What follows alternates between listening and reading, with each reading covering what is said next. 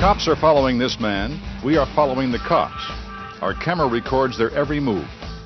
We'll show you in a minute what they do to this guy, and you can decide if the cops did the right thing. We hired Diop to devise a test for us at the Nassau County Police. You'll see the extraordinary result in a minute. This is just about the speed I want him to go. The man in this car is Maurice Hayes. Diop asked Maurice to help with our test and drive in Nassau County. Diop has chosen him to be the tester because he's squeaky clean.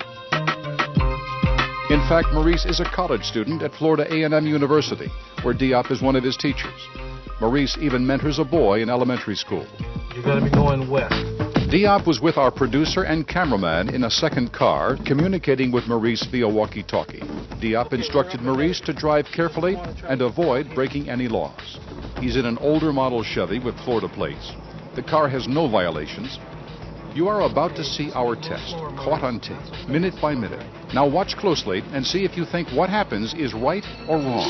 You're going to get in front of them and just cruise. I'm going to let you know. We wanted the cops to get a good look at Maurice. We have one coming out right now. It was almost 3 a.m. in the mostly white community of North Belmore. What would happen to Maurice? Okay, Maurice, roll out. Start your car and roll out. Maurice complies. Is that him? Yep, that's him. We followed behind. Just keep going straight. Now Maurice is next to the cop. Let's just let her get a good look at him. The cop can see that he's black. Make sure you hit your turn signal. It's now 2 minutes since the cop first saw Maurice. Okay, make the first right turn that you can make. Maurice turns down a residential street. Okay, man, come back down to the street. And suddenly the cop stops. Oh, yes, she is. Maurice follows Diop's instruction and comes back to the main avenue where the cop is. It's now been a little over 3 minutes since the cop saw Maurice. There it is. What you are seeing now is the view from the camera in the trunk of Maurice's car.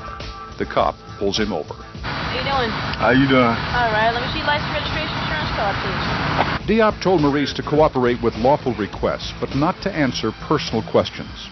Legally, he doesn't have to. Where you going to? Oh, I'm a little bit lost. I was just riding around. I'm just visiting. Yeah, I'm thinking, because I just saw you turn off. You heard it. I just saw you turn off. The cop said she just saw him turn off. Did she think his turn down a residential street made Maurice a criminal suspect? The cop peppers him with questions about where he's going. Where you supposed to be? Where you looking for? Does it matter? Why you stop me? The cops need more than race and a right-hand turn to stop someone. And unless they suspect criminal activity, they're not supposed to be asking personal questions. But we don't have a crime, and we don't have a traffic violation. Our camera watches from a distance as 3 more cops pull up. Diop also monitors a wireless video transmission from the hidden camera in Maurice's car. The fact that he entered that white neighborhood and then came back out was enough. The cops then took Maurice out of his car. I think whatever he's told them to this point, they're not satisfied. He has an absolute right not to answer any questions. Maurice did not give them permission to search the car.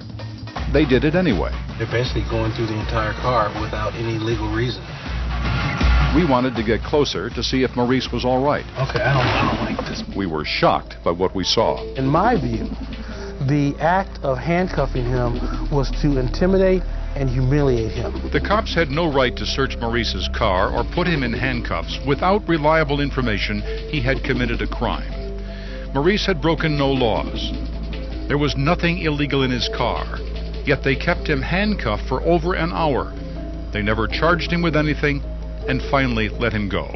If he drives into a neighborhood like that and turns his lights out and he looks like he's looking in cars, that's suspicious. Maurice didn't do that. The operations guide of the Nassau County Police Department says it does not condone racial profiling. The guide says racial profiling occurs when a cop relies on race as a primary basis for law enforcement action, such as a traffic stop. We wanted the commissioner to look at our tape and explain what his cops were doing to Maurice. Why did they stop a man who was breaking no laws?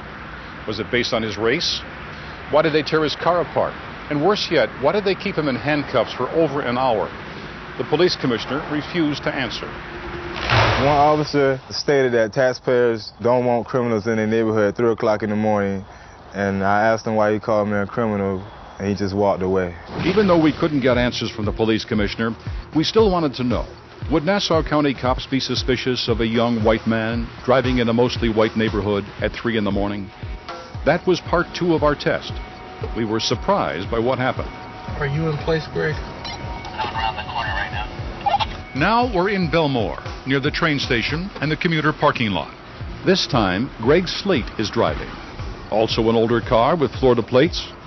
We want the cops to see him. Go straight and then make the first right turn that you can make. Make sure you hit your signal. Greg has turned down a residential street, as Maurice did. Now you're seeing the view from the camera hidden on the back of Greg's car. The cop ignores him. Basically nothing happened. It was a non-event. Remember what happened to Maurice. I felt like I had no rights at that point in time. Now look at this. The cop who ignored Greg in his '84 Camaro with Florida plates is now face to face with our car. Diop and our African-American photographer are in the front seat, clearly visible. We pull out onto Sunrise Highway. Don't make any U-turns because they're illegal here. Suddenly, we're being stopped by the same cop who ignored Greg. Why did you stop me? What's that? I said, why did you stop me? I stopped you because you acted suspicious, that's why. Did you write me a citation? Yes, I did. For what? Your insurance card is expired, sir. Diop had mistakenly given the cop an old insurance card left in the rental car's glove compartment. Our photographer tries to give him the current one. Officer, here's the insurance card. Here's the insurance. We're two black men and a navigator. I guess maybe that is suspicious to him.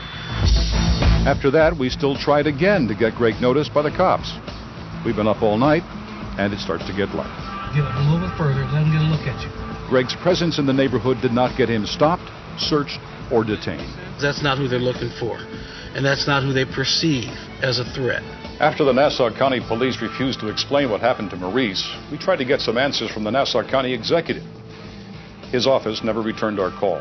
So we took our findings to the New York State Attorney General, Elliot Spitzer. His Civil Rights Bureau looked at our story, and now they're investigating.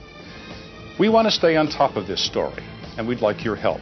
If you think you have been racially profiled by the Nassau County Police, call the I-Team hotline at 201-330-2224. That's 201-330-2224.